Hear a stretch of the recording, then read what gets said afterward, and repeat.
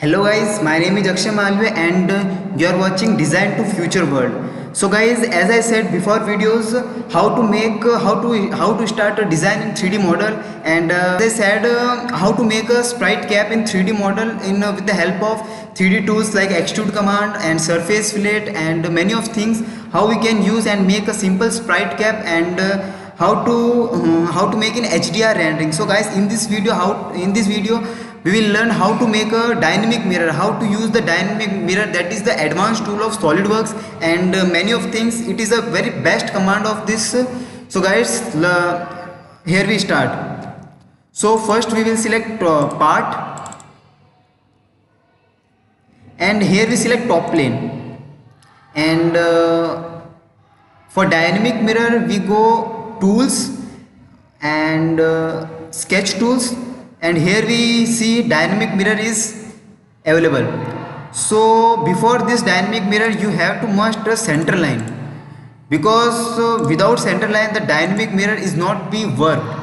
So guys, here we select the dynamic mirror and here is vertical.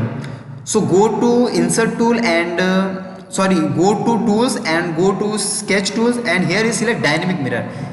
Here you will show that please select a sketch line or linear model edge to mirror about. So guys, I will select the center line. So there is the symbol which is showing that the dynamic mirror is on. So if you draw hexagonal here, automatically dynamic mirror is mirrored in other direction.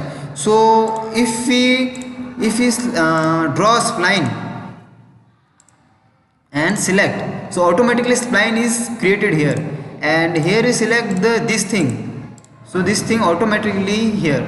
So it is the best command of dynamic mirror. So in this tutorial we have learned how to use dynamic mirror, because it is a very advanced tool, and many of person doesn't know about the dynamic mirror.